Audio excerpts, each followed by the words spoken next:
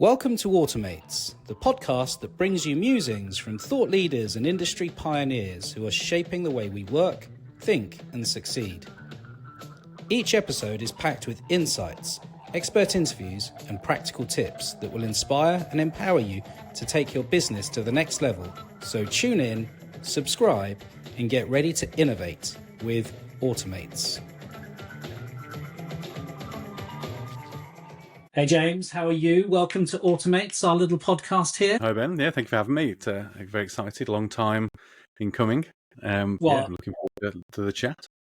It is a long time coming because I've ignored you for a long time. I did ask you, I asked you about a year ago and then I forgot. And then you made me feel bad. So we're here. But I'm really excited actually because the original reason why I wanted you on the podcast to begin with was you come at some of the common challenges in our industry from a slightly different angle, and we'll touch into that a little bit later. As opposed to being pure tech-led or pure lawyer-led, you've got a slightly different way of thinking about things, and I think that's really clever and a really good way to do it. As with all of these things, we start off with a bit of an intro from you about who you are, where you work, what kind of stuff keeps you interested, and then we'll dive into some topics. So why don't you kick off? Yeah, sure. So for those who don't know me, I'm Head of Innovation and AI at Lawfront Group, which is a law firm. When I first announced I was moving to Lawfront late last year, a lot of people asked me if it was a vendor or a tech company. It's not, it is a law firm. So if you don't know what Lawfront is, it is a private equity-backed law firm. It has been around for about 3 or 4 years now. And we have made to date 6 acquisitions of regional law firms across the UK, with a view to, transforming the way that legal services are delivered, and doing so with private equity money, and trying to take on the legal industry and change the way that people like you and I receive legal services. So we are, like I said, very much a regional company. We're not looking to put Lawfront on the high street. You'll probably never see the brand as a consumer. We have bought 6 incredibly well thought of and strong reputational regional law firms, and we want to continue with their identities, but they now benefit from the kind of centralized expertise and teams that Lawfront's building to drive them. I joined the firm, as I said, late last year, so it would have been December 2024. Having spent just shy of 10 years with Evershed Sutherland in a variety of kind of tech and transformation roles, I started my journey with them as the IT training manager all the way back in 2015. And if you look at my LinkedIn profile, you'll see the number of job titles I held while I was at Eversheds. And that was, I will say, that was due to career development rather than just being shunted around because I couldn't do one well. So I went through a number of roles as my kind of technology career developed. And I spent the last 3 or 4 years then as head of legal service design, doing a lot of kind of special projects for large clients, trying to solve the problems that were perhaps less immediately obvious in terms of what the solution looked like. And when we talk about legal service design, we based a lot of our design principles around human-centered design, or specifically design thinking as a methodology, which has also become like a large part of my life over the last few years. Prior to leaving, I spent a lot of time on the Evershed's kind of AI initiatives, working on a number of projects, as you might imagine, as ChatGPT kind of took the world by storm and transformed everything that we do and the way we think. Every firm's gone on a similar journey, and I was a big part of what Evershed were doing, which was ultimately what led me, I think, to the innovation and AI role at Lawfront. Cool. So Lawfront, PE-backed law firm organization, it's not a very common thing, is it? And I know obviously you're relatively new, but I can't think of many organizations that operate in that kind of way. How, from a Lawfront perspective, and obviously I could look on the website and have a look at things, but I'm thinking you've been there 6-7 months. How do you see it operating differently? What are the benefits, do you think, that you're bringing to the model itself, or is it the services and the expertise that you're bringing at a central core that's sort of helping facilitate the growth and the efficiencies and all the other bits and pieces? Yeah, so I think the main difference that I've kind of observed in the last 6 or 7 months is really the difference in the operating models. Lawfront is not a partner model firm. that model has its place, and obviously, it's, traditionally that is the way that all law firms run. It does make change and decision making quite challenging. It also makes investment quite challenging. One of the things that I guess is different about a PE firm is that it's run like any other business. There is an ultimate decision maker. There is much more consideration, I think, for ROI, especially being PE backed. What are we going to generate for the spend we're going to outlay? And that's been quite different for me to learn. Yeah. We'll get my head around. These aren't entirely alien concepts to me, but so much of what I did at Evershed, specifically in my latter years, was focused around some of the firm's biggest clients and much more on client satisfaction. It was the people side. What were the benefits that we were bringing to the clients? And that was less measured in financial gains and much more about satisfaction, keeping those clients happy and sort of sticky with the firm. Now we're very much looking at the changes that we can bring about as a transformation team through the lens of what is the return that we're going to bring to the organization? How are we going to help make this organization profitable?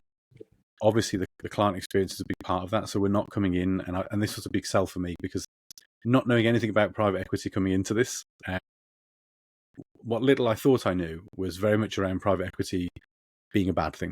Private equity comes in, takes over your firm, strip mines it, and then, makes it as profitable as humanly possible by getting rid of people and, creating efficiencies and then selling it on. That's kind of what private equity, like I said, in the small understanding I had, meant. That is not the Lawfront vision. That is not what we're trying to achieve. And actually what we're very much trying to do is to create capacity and create efficiency for our lawyers so they can provide a better service to clients.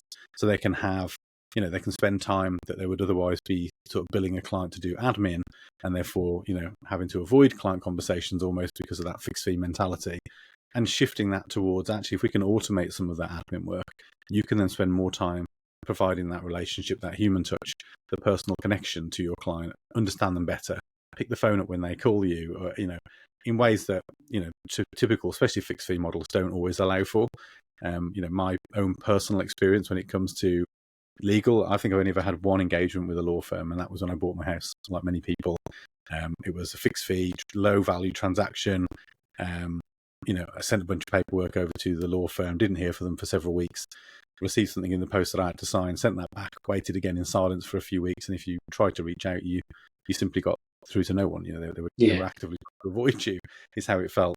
Again, that is something we're trying to change. We really want to try and improve that service for our clients. And because we're regional, those clients are people like me or my family or my friends, and then there's a feeling amongst the team, I think, that we can do something really, sounds really cheesy, but really good for the world, for the UK legal market, in a way that sometimes in those bigger corporates it's quite difficult to see that the value that you bring. I think that the vision for what this is going to enable me to do and my team to do is something perhaps a bit more rewarding as well.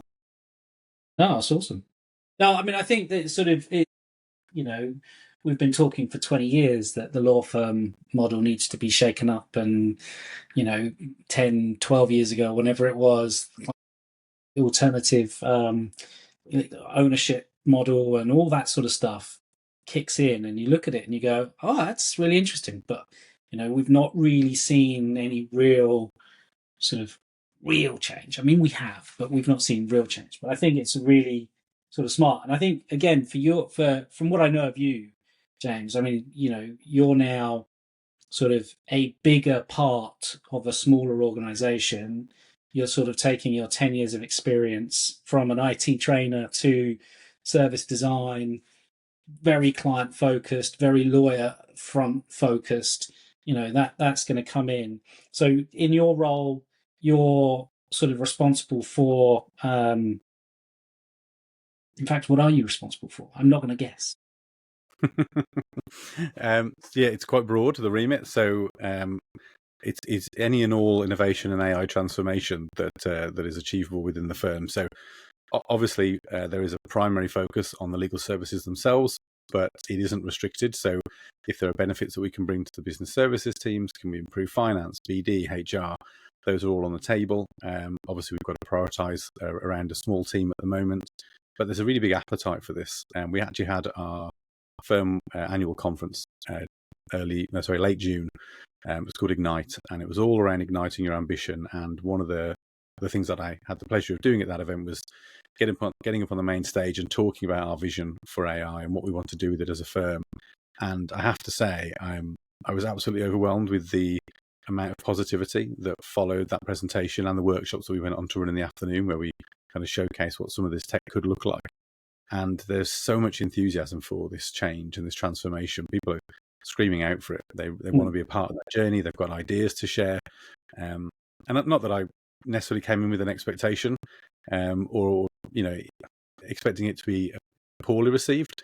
I don't think anything prepares you for that kind of positivity and that positive feedback. So for me, anything's on the table. Obviously, we've got to prioritize and we've got to look at those opportunities. We want to deliver kind of systematic change. We don't want to just look at kind of targeted point solutions or chunks of a process. We truly want to look end to end from the minute we onboard a client right through to the completion of a matter, and then even look at something we kind of probably cheesily called our digital associate handoff protocol. Super nerdy, but basically this idea of, at the end of a given matter, can we look at the opportunity for an output that we've generated with or without the assistance of AI to lead to an input to an additional piece of work, and what does that kind of connective fiber look like between the different types of legal work that we're undertaking, and how do we bring that together? So it's a really big opportunity. It's almost that point where you look at it and think, where do we start? How do we even go about targeting these sort of initial projects? Where do we prioritize? We'll work that out. I'm not going to sit here and pretend we've got that sorted. That the opportunity there it feels huge, endless potentially. Very exciting. It does. It's almost probably, and if it were me, slightly overwhelming at the same time. But that's a good thing to have. That's a good thing to have. But I think that's always the challenge with these things. The genie's out the bottle. There's every innovation person that I speak to, UK, US, the ideas that are coming in from the business aren't just sort of whimsical ideas of, oh, maybe we could do that, and maybe we should buy this piece of technology, and maybe we should do this. It's grounded in real value, and it's grounded in an idea that actually, we want to make a change for our client delivery, or our this or that, or we want to be more profitable, or this isn't new, but I think technology's evolved so much so quickly. People can vibe code and test, and people that where I can't remember, was it 8-9 years ago, where everyone was talking about lawyers should learn to code, and everyone was like, well, lawyers perhaps shouldn't learn to code, but they should understand the principles of coding. They should understand how stuff comes together. And if you want to learn to code, you can go and learn to code. And I think you draw the commonalities between development and engineering and practicing, and the curiosity, the logical thinking. There's some serious similarities between the traits of those types of processes. But I think now, with the use of technology that's coming out, whether it be AI or otherwise, everyone can bring really great ideas. And actually, how do you then? And why I said it's overwhelming, it would be for me, is because actually taking the good ideas from all of the good ideas that make a difference, and then managing the expectations of everyone else. That's for every innovation team, not just you guys at Lawfront. That must be a real challenge at the moment. Must be a real challenge. And it's funny, isn't it, that you mentioned the conversation of every lawyer needs to learn to code being the kind of the question of a decade ago or less. It was only a couple of years ago that, in fact, it's probably still relevant in some areas, where people are saying, well, now do lawyers need to know how to prompt?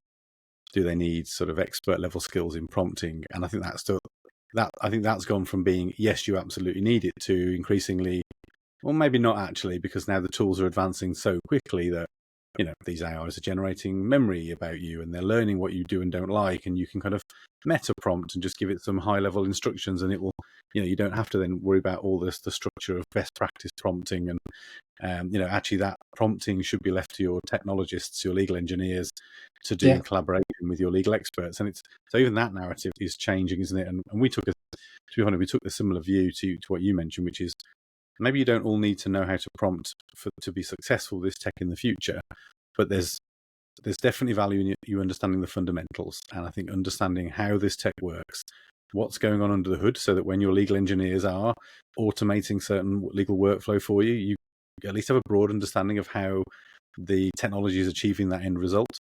And our view, kind of my first act, I guess, was to look at what our AI adoption journey looked like. So we've got a fairly ambitious target of 100% adoption. We want everyone in the business to have access to AI and to be using AI in some capacity. And that doesn't mean we want 100% of people on Copilot, for example, or whatever the tool might be. We want everyone to know that tech is there and it's an option, and to have the fundamental understanding of the risks around it, the opportunities presented by it, and how best to use it. So when we rolled out our Gen AI policy earlier this year, we also rolled out Enterprise Copilot Chat, which is the free tool that most organizations have access to already in their Microsoft stack if you're a Microsoft customer. It doesn't require the extra licensing that a 365 Copilot license has, but it's entirely secure. It's safe for your company data if signed off by your organization. We approved it. And with a whole load of prompt training and education around what this tool was, we were able to make that accessible to the whole organization. And we saw 50% adoption rates in just a couple of months. So we've got 50% of our users using this tech on a weekly, if not daily basis. And we're trying to drive that number up. We've got other initiatives where other AI tools are also in play. And the sort of estimated savings in time and the financial value attached to that is significant for what is our sort of laying of the foundations, is kind of how I've described it. And when I talked to the management about this, I said, look, let's not run before we can walk. We've got there will be users in our business, and there's a higher percentage than I think anyone probably realizes, especially if you're in our world and all you see every day on LinkedIn is AI, AI, AI.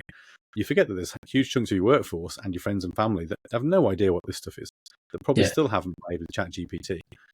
So the first thing that we thought was fundamental was to get that foundational knowledge out there, get access to a tool that everyone could start to play with. We know they're going to hit limits. We know Copilot's only so powerful and so useful. It's getting better all the time, but it's also based on a lighter weight model than most of these free tools that you have access to at home.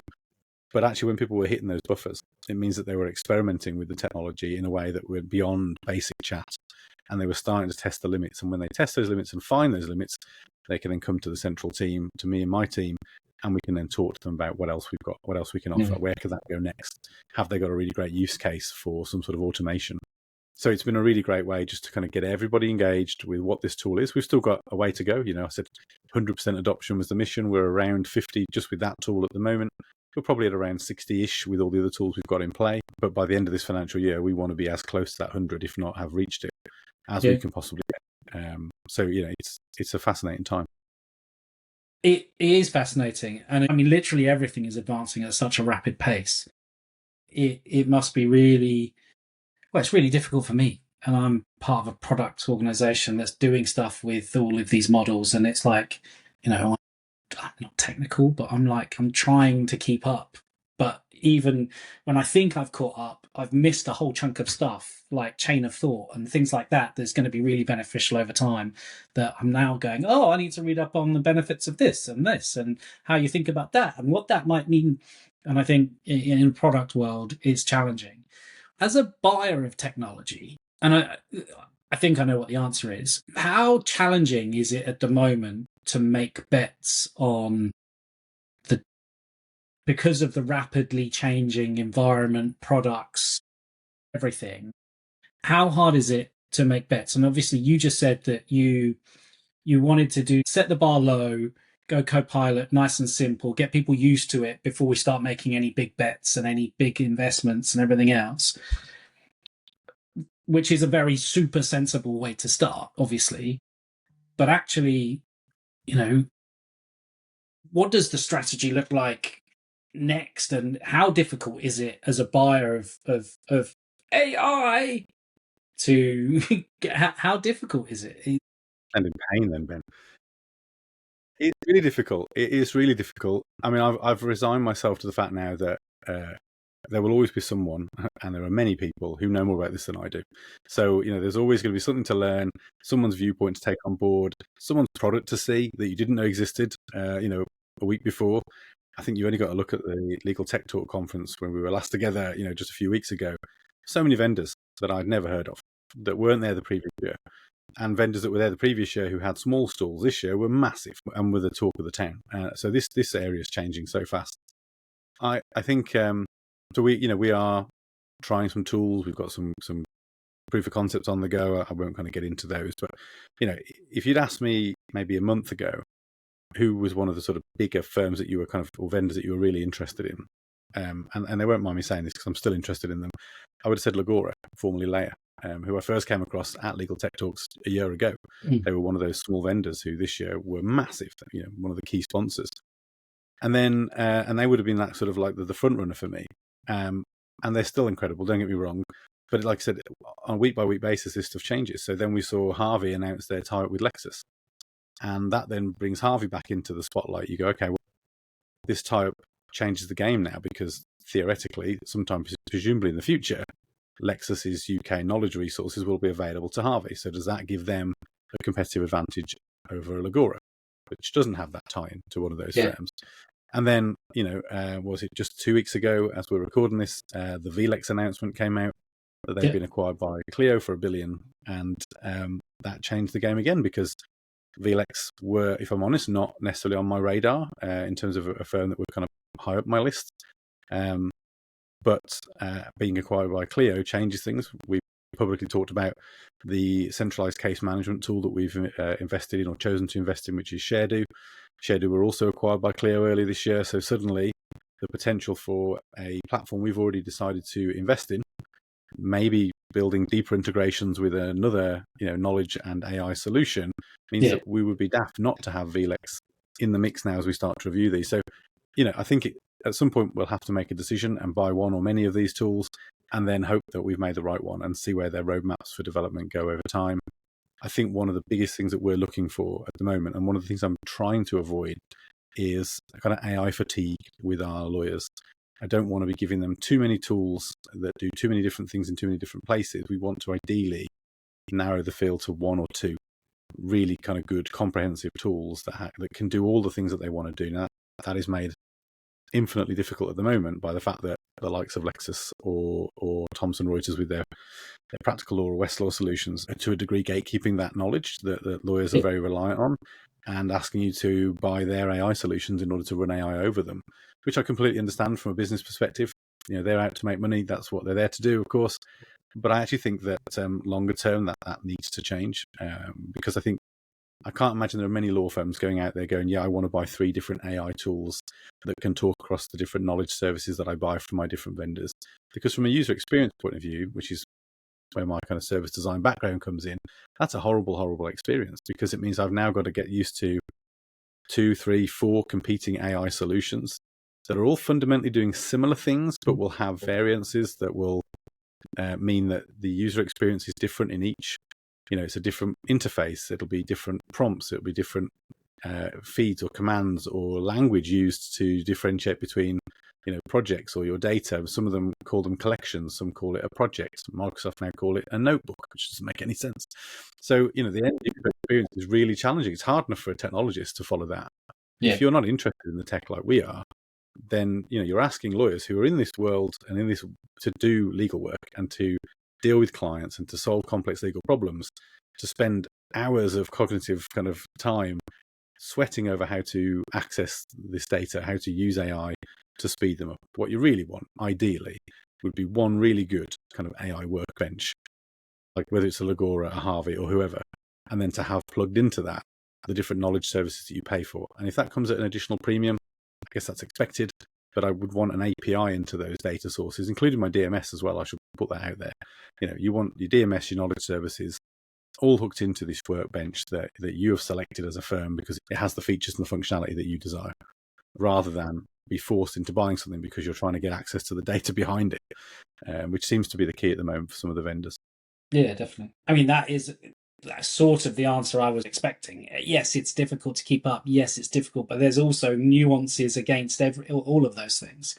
You mentioned earlier that one of the objectives is sort of end-to-end processes, and I've got this idea that not all AI is the same, and not all AI needs to be seen. So the fact that the rise of digital assistants and workbenches, as you described them, where people can go in and do stuff and it's connected to different things and all that sort of stuff.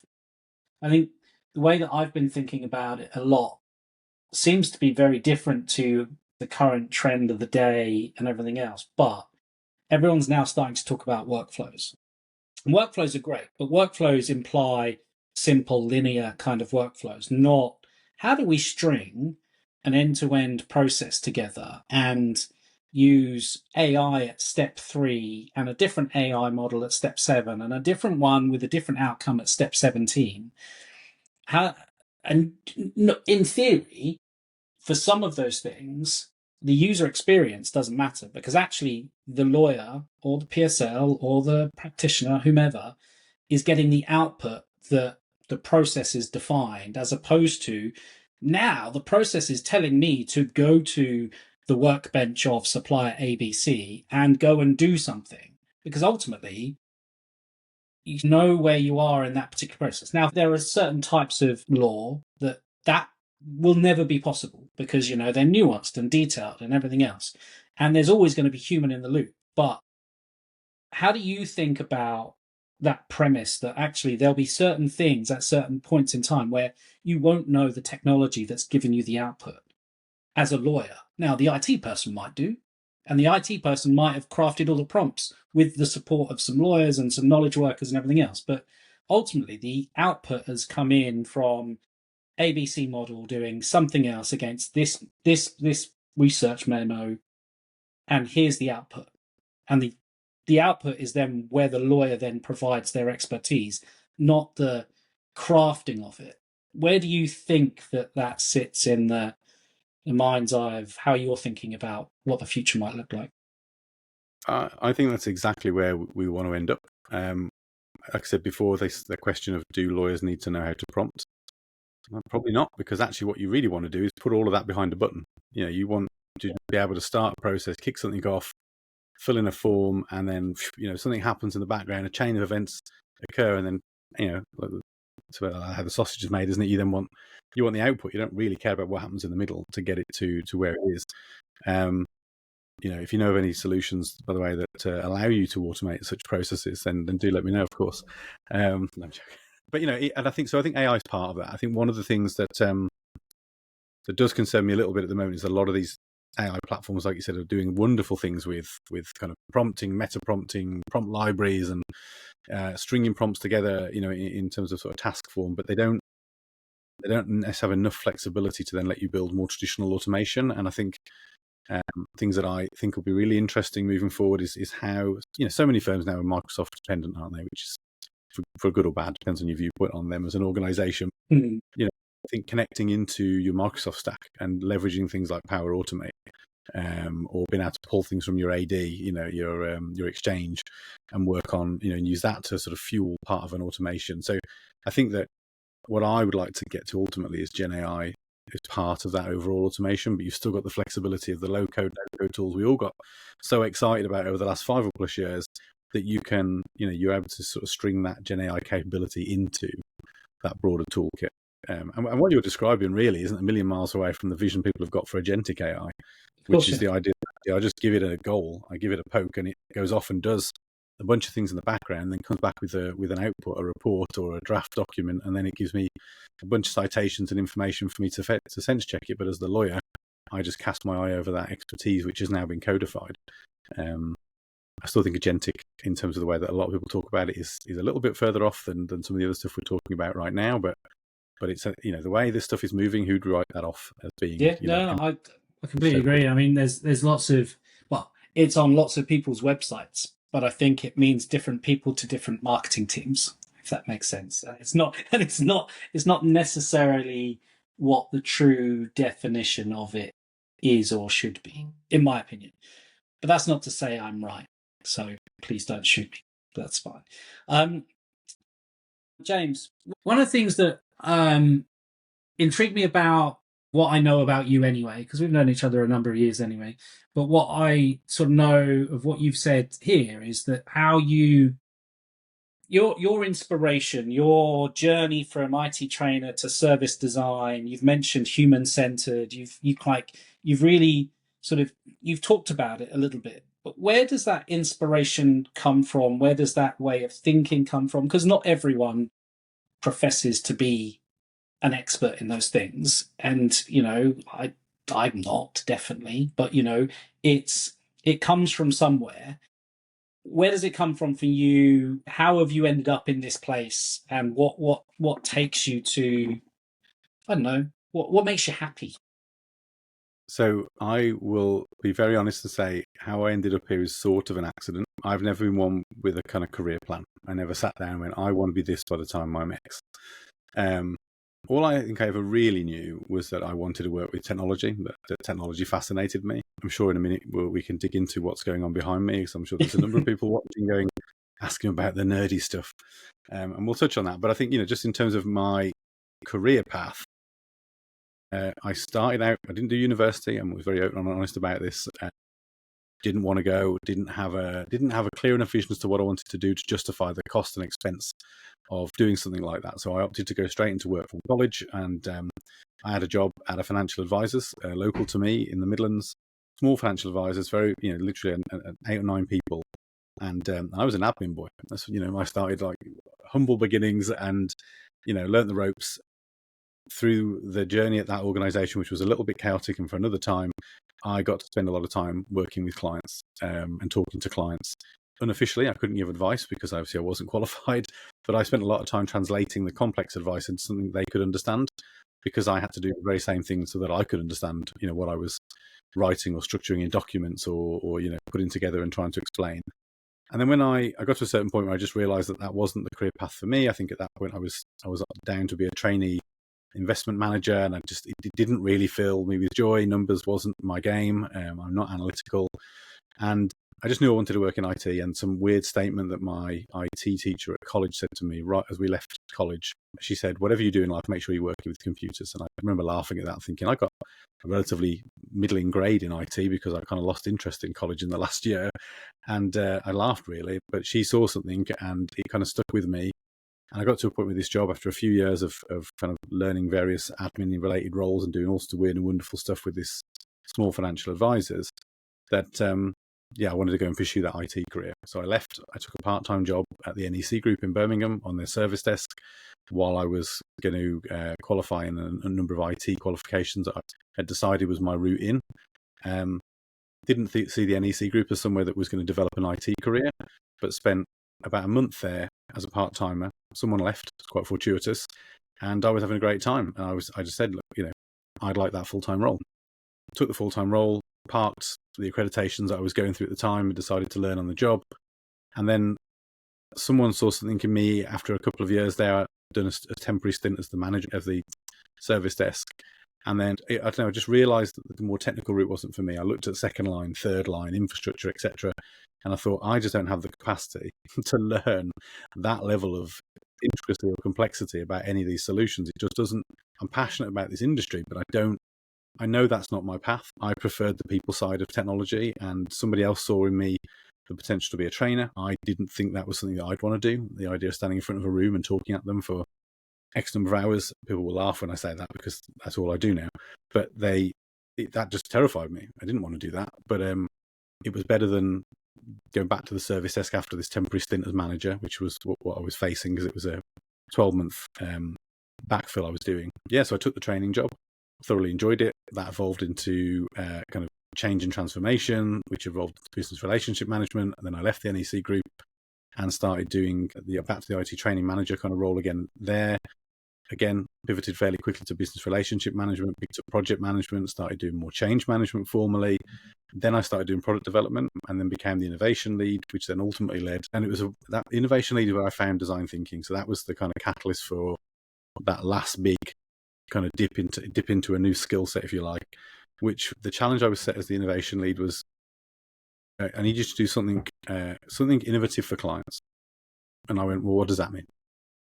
And I've kind of made a habit of being given job titles that didn't have a role profile or any kind of sensible information attached to it to describe what it was that was expected of me. I had to try and work it out for myself, and this was no different. So the innovation lead role, one of the key deliverables was do something innovative for clients. So I started trying to work out what that looked like.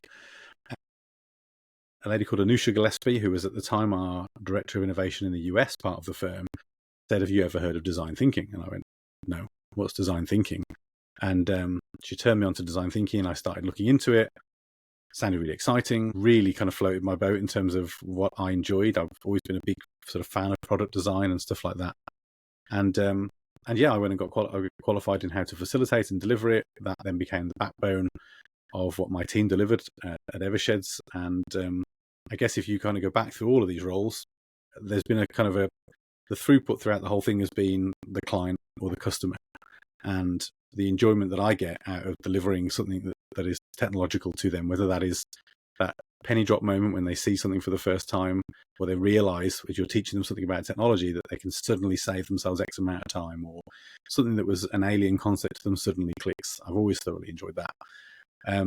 Or I guess more recently, producing products that people like to use that solve a problem that they had previously, and kind of helping to understand that. So coming into Lawfront, my mission was very much about innovation and AI, but I'm very passionate about making sure that's done in a considerate way with people at the heart of it.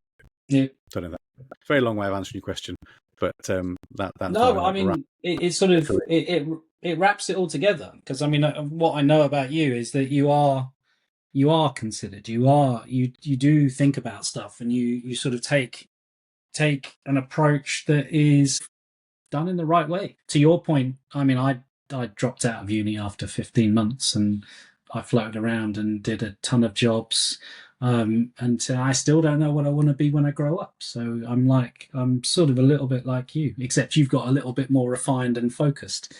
Yeah, maybe. I'm with you though. I think, and I also will say, I know I'm not devaluing university or degrees at all. And for a long time in my 20s and early 30s, the fact that I hadn't been to university kind of haunted me and really fueled my already pretty severe imposter syndrome. But what I realized is that the stuff that I learned in those first 4 or 5 years in those offices, doing those admin jobs, I mean, like, the amount of things I did at that small financial advisors over the time, because it was so chaotically run by the manager. I was the admin boy. I was a training investment manager. I ran a lot of their back office accounts. I was responsible for their online banking and did a lot of the financing, managing the finances. I paid a lot of the bills. I was their network engineer for a while because they didn't have one.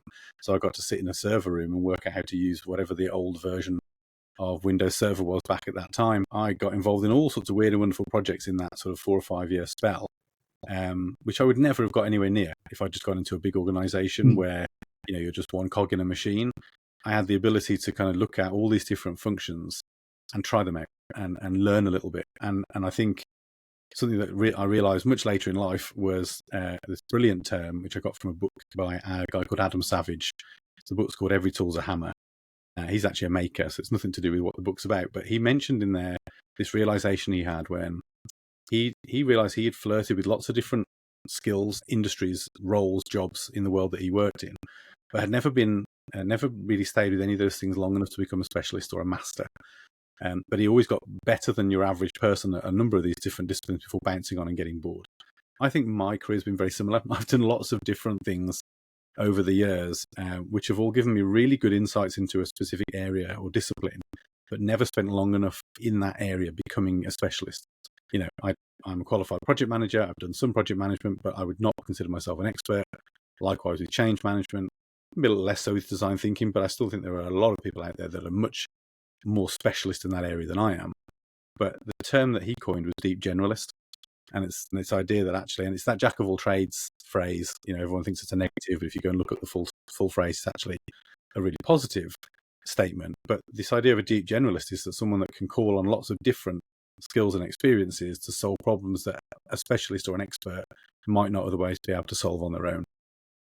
So, it's one of those things that was a worry of mine for a long time, was that I hadn't got this specialism. I hadn't got a degree. I hadn't got an area of focus or whatever.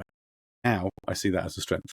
And I think more so than ever, in a world where AI is taking over, we're going to need more and more people that are generalists that can pivot and change and can transform the way they work.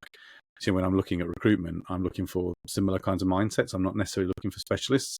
I'm looking for people that can kind of dip into different kind of expertise, draw on different experiences to solve these kind of unusual problems. It sounds very similar to the way that I look at the world. I've been a barman. I've done this. I've had. So when I was at CMS, I did first line, second line, then I did a bit of business analysis, then I did project management, then I did a bit of leadership role, then I left, then I did at HiQ, I did like 17 jobs in 10 years. It's just the way that different people sort of fit and adapt. But I don't know. I would get bored if I had to do one thing every day. I know I No, would get bored. I often find myself saying I just want a little bit of routine. It would just be nice to have 6 or 12 months where I can just, do something consistently and have a routine life. I know that 3 months into that period, I'll be bored as hell. Yeah, exactly. It doesn't work for me. It doesn't work for me at all. So very quickly before we wrap up, tell me what's going on behind you, because there's a ton of stuff going on behind there. And so this is I'm very lucky. Well, I think it's also serves my wife's purposes. I'm very lucky to have a dedicated room or home office, which is also what is commonly referred to by my wife as the games room. So you can see a small fraction of the nerdiness that lives in this room, and it's there's so right here. I'll try and point to it. That there is for those who are keen-eyed, it's a Nintendo Entertainment System that was released in 1983, the same year I was born, which is terrifying that 42-year-old box of plastic still works. But I've got games consoles going back over many decades. You referred to me before we start recording as a gamer, and I will say I don't think I'm a gamer, but because I don't get a chance to play them. Gamers play games, collect, and I have 2 children and a busy job. But I do love the industry. I always kind of talk about being the intersection for me between kind of art and creativity and tech, and I think that's why I've always loved it. Especially more so maybe a couple of decades ago when a new console generation would significantly push the boundaries of what was achievable in terms of storytelling and creativity and graphics and art. So I think my love of tech and my kind of love of sci-fi, fantasy, all the kind of nerdy things that games are generally built around has meant that this has just been an industry I've become very passionate about. So yeah, this room is really a mixture of nostalgia, things that make me happy. I'm getting to that age now where I, will sit there and go, it's not as good as the movies they used to make in my day, or games were better in my day. I accept that when I say those things, I sound like my parents. But that is the reality. That is part of aging, isn't it? And so for me, it's a bit of inspiration. It's a busy space to those who don't understand it. And you look in here, people kind of go, oh my God, I don't really know where to look. There's so much to look at. But for me, it's like walking into, Toys R Us as a kid or something, and just being inspired and feeling the way that I felt back then when this stuff was all exciting, and perhaps life was just more exciting or maybe more innocent as well.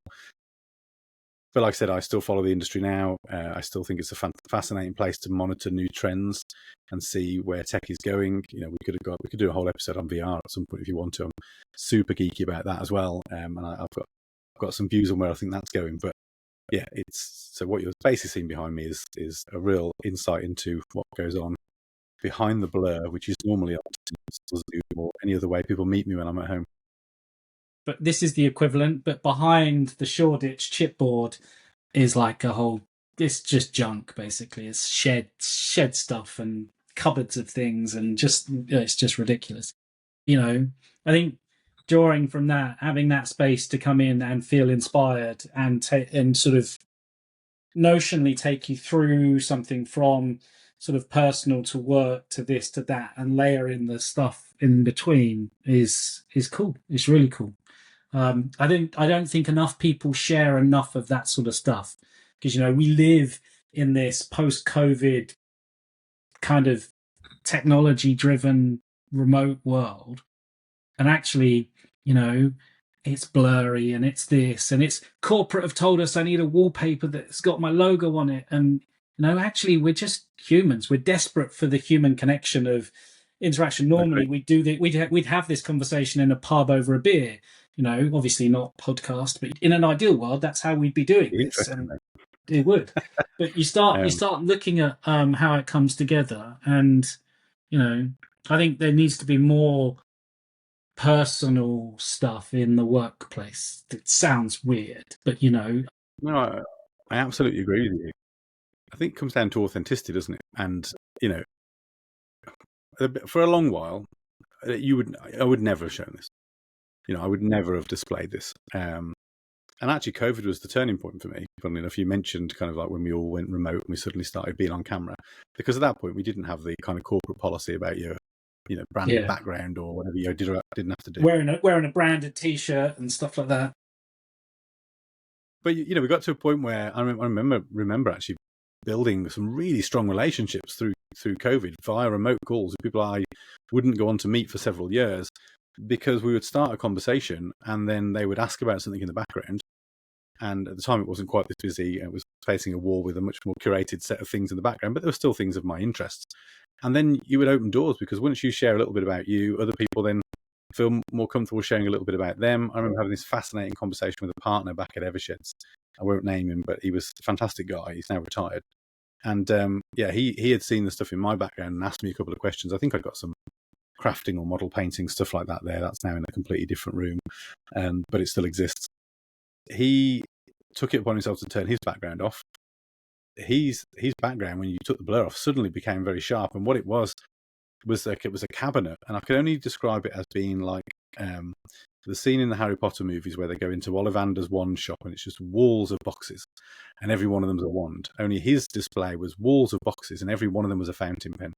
And it turned out that he was a collector of like unique fountain pens, had all sorts of weird and wonderful stuff. I seem to remember him saying the one he was using that day was a mixture of copper and volcanic rock. And I was like, I did not know this was a thing. This kind of obsession wasn't even on my radar. And he was also a qualified antique fountain pen restorer, which again was something I didn't know existed. And it was fascinating because we went beyond kind of work then. And for that short conversation, we geeked out over stuff that I got in my background that he was interested in, and I explained some of my world and he explained some of his. I learned about a hobby that I didn't even know existed. And, and then it gave me something then when we talked to ask about, and just, I don't know, it got beyond the work relationship, and what could have been an intimidating partner conversation suddenly became much more relaxed. And, we work together much more naturally then going forward.